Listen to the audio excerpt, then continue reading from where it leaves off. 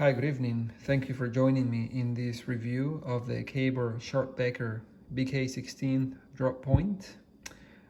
Really glad to have you landing on this page. So let's spend a few minutes together discussing knives and going into some interesting details about this cool fixed blade from the company K-Bar, designed by Ethan Becker.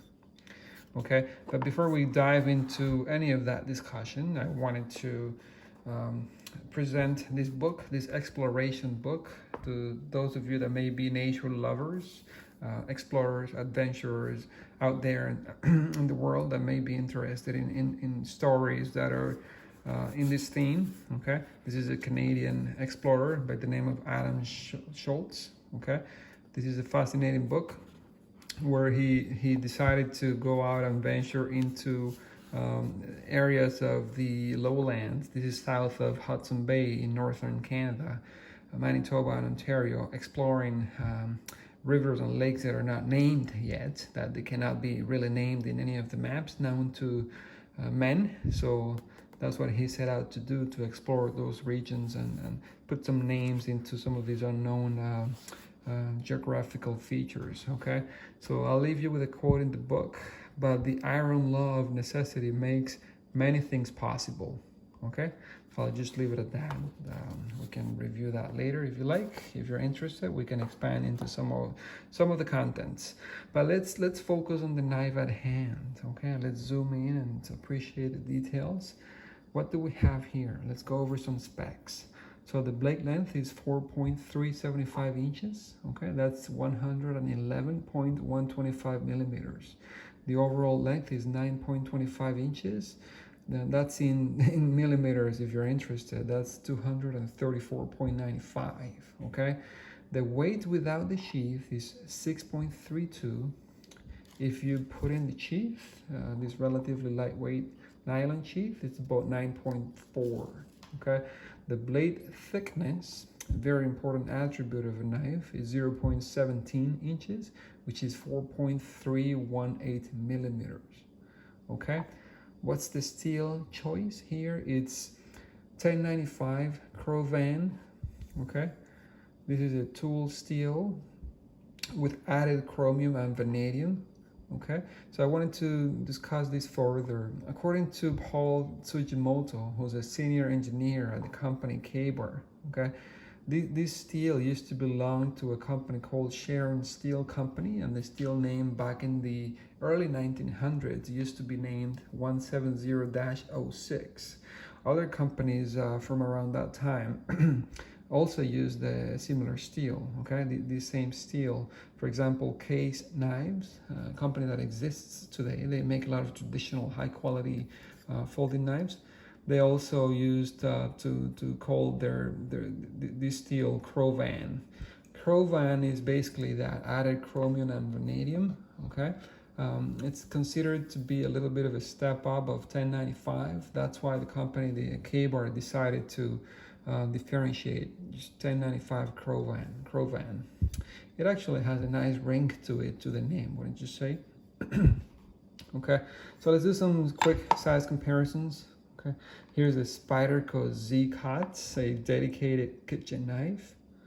Okay, here's a Knives of Alaska Alpha Wolf that we reviewed recently.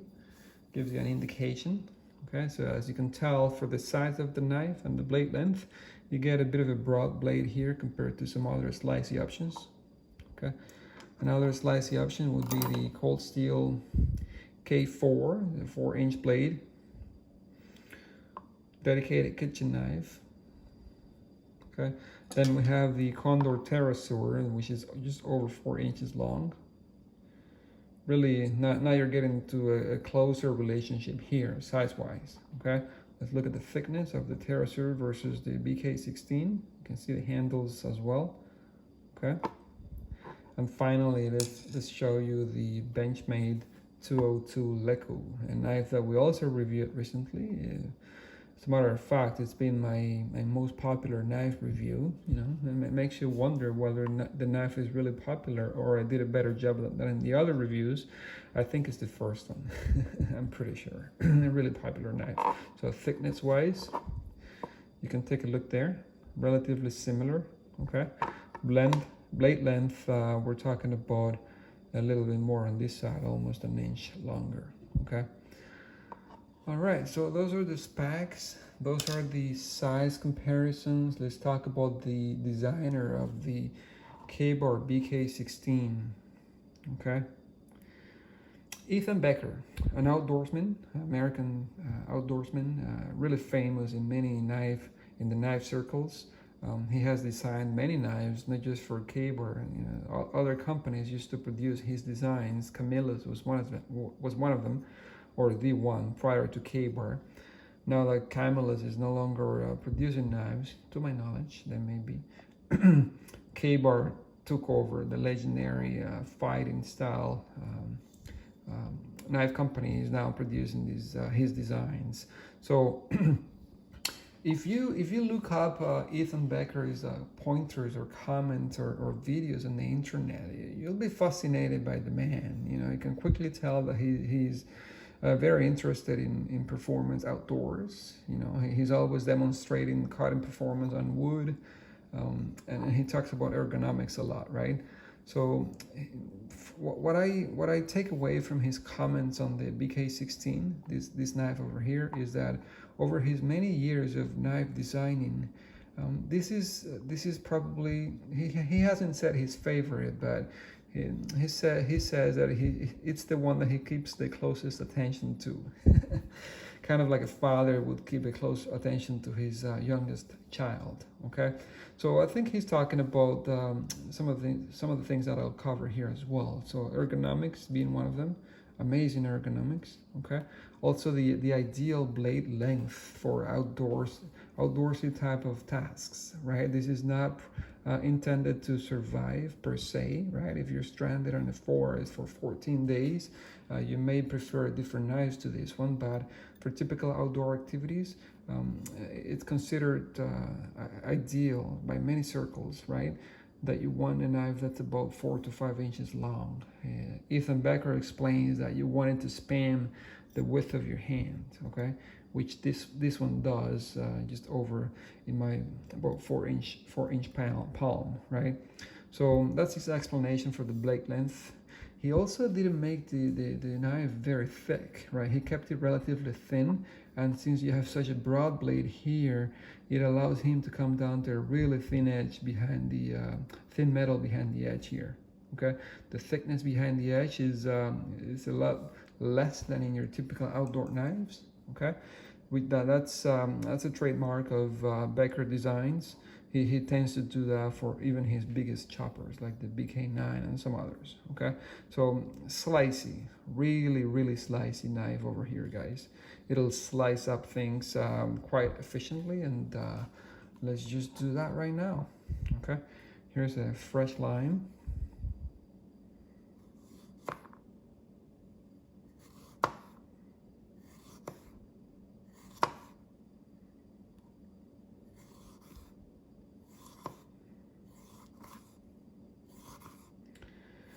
What I've noticed on the steel is that it has a tendency of keeping a toothy edge after sharpening, which is a finish that I tend to like on my outdoor knives. It tends to really cut well and dig into material. For example, this lime over here, look at the way it's cutting. It's kind of like micro serrations is what I've noticed. Although the edge is really sharp. I don't have a paper handy, but it would slice up paper quite comfortably. Okay, so let's do some cuts on an apple as well. For the apple, the blade becomes a little bit thicker than you would want.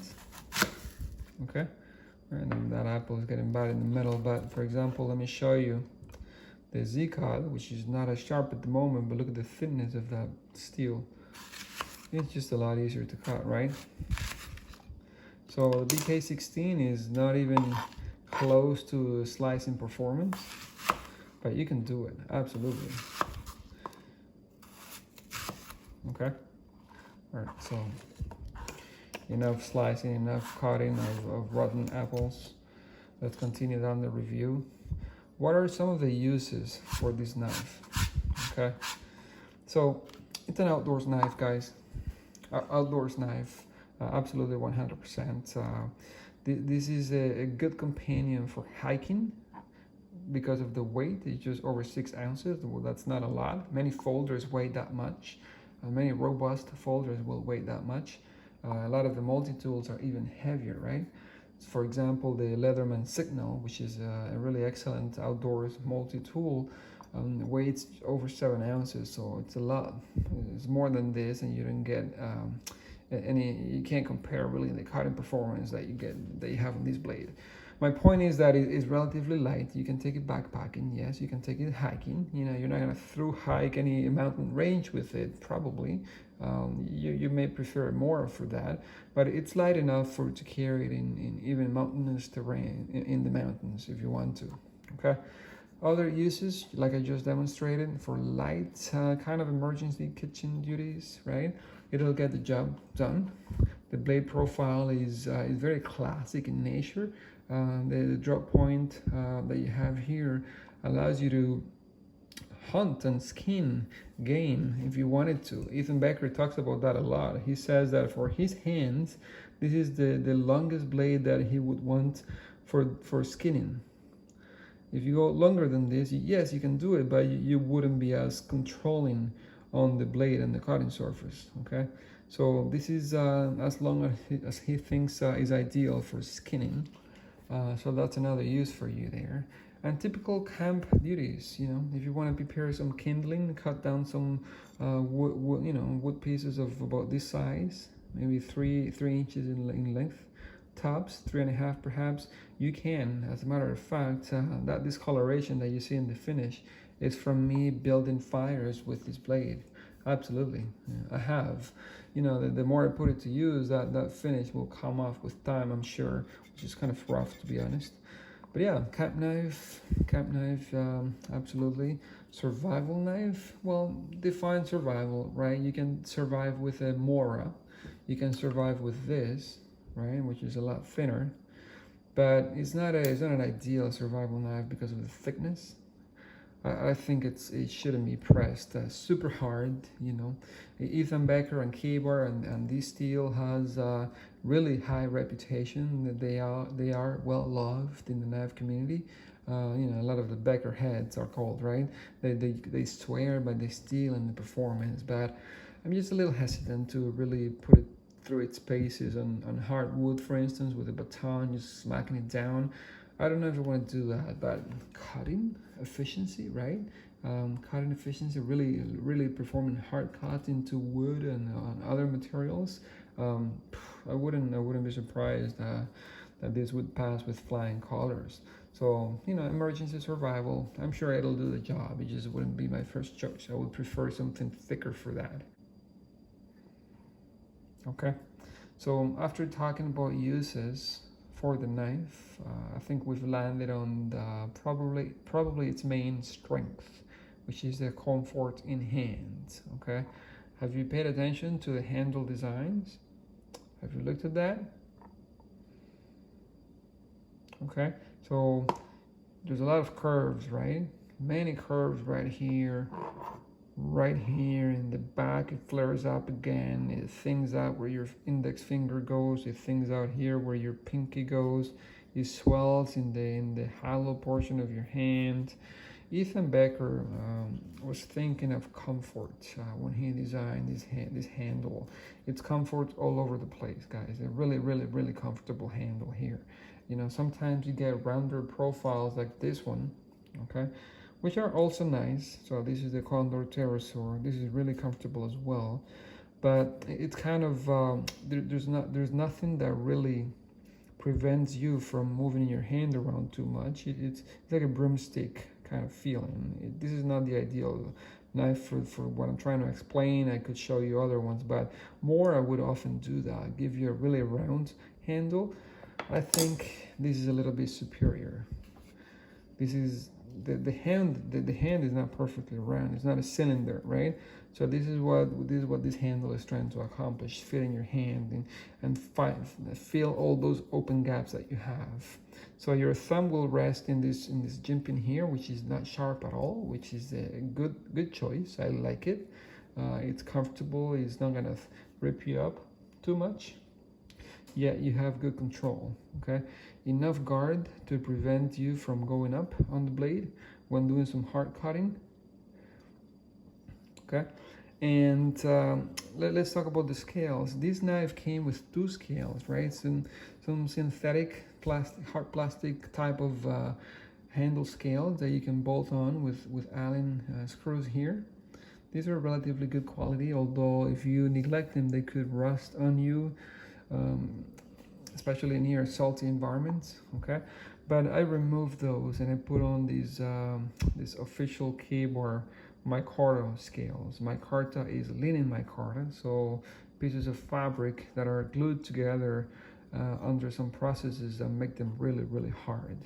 What's good about it, by the way, I oiled this one a little bit, that's why it looks a little darker than normal. Okay, so micarta does something good. It'll last forever. It shouldn't deform under regular use, right? Unless you smack it with any sharp object. But it also gives you good traction. It really does. If you get it wet on snow or water, it'll keep its shape. It'll keep its shape, and it's going to give you even more traction. That's what micarta does. That's why it's so well loved. Okay, so I think that's enough on the comfort, guys. I wanted to jump into another area of discussion, which is the practicality versus fanciness. Is this a fancy knife? Probably not, right? You know, probably not. It's not using any magical steels. This is 1095 Cro-Van. It's using micarta, which is a high quality steel. Material, however, is not polished, you know, perfectly round G10. Like a Bark River would give you in some of those contoured handles. It's also showing the metal here, it's showing the screws here. It's not perfectly polished pins that you get in some of the constructions of the higher end knives. But it raises the point, right? Do you really need to pay those extreme prices for knives that are so polished and so accomplished in their design and construction and fit and finish, when you can get this for well over $100, well over in the US market for a lot less, and it'll do just as good a job, right? I mean, some of the Bark River fans, which I am, by the way, will tell you that those handles, those perfectly round handles without any holes like this, would minimize hot spots, and perhaps that, you know, I don't live in the woods. For what I use the knife, this will satisfy my needs all day long. So wanted to bring that up, you know, make you aware that there is a diminishing return when it comes to prices, right, and quality and what you get back. This satisfies my needs. Okay. Let's talk about the Chief. On that point though, before we jump to the Chief, I wanted to answer a question that I ask myself often, right? If I had to keep one knife, one fixed blade knife, a knife that's not a gift from a friend, those are special, will always be my preferred choices. But if I had to keep one knife, will this be the one? You know, would it be chosen over the Felt-Niven A1, for example, or some of the other ones? And I have to say, this is my knife of choice, guys. This is my knife of choice. If I had to keep one fixed blade, this would be the knife that I would keep. It's just so perfect in my hands. It's just so perfect in its length, its cutting performance, the thickness behind the edge, and the overall package. It really is knife of choice, baby.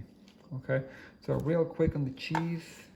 This is nylon, very lightweight, just about 3 ounces or less. It's probably longer than it needs to be. Take a look at this, right? So you have that much sheath sticking out when the knife ends right here. I think they're trying to save some money by giving you the same sheath for different models. Look, not a big deal. You could always upgrade and get a different sheath, but what I like about it, it's the quality of construction is actually rather good. This is really thick webbing and nylon here. The belt loop will allow you to carry the knife unobstructed as you carry your backpack. Those hip straps will not get in the way, and vice versa. Double snap closure here, really tight. This one is a little bit harder to close, but you can do it. Okay, and then this pocket is really useful, guys. You can put a folder in there. You can put some cotton balls, a Ziploc, some matches. You can put a small flashlight, like one of those O lights. You name it. For example, let's try to fit a cold steel American lawman in there. And there you go. There's enough Velcro for you to fold it and still lock up. That's kind of a chunky folder, but you get the idea. What I would normally put here is a Swiss Army knife, like a Victorinox Farmer, and a small light, and I'd be set, right? Maybe a way to start fire, okay? Maybe like a lighter or a ferro rod. So with that, I will conclude the review, okay, of the Becker short drop point BK16. I hope you liked it. I know I ranted a little bit in a positive way. I know it was an extensive video, but there was a lot to talk about, guys. So thank you very much for joining me. I'll see you in the next one.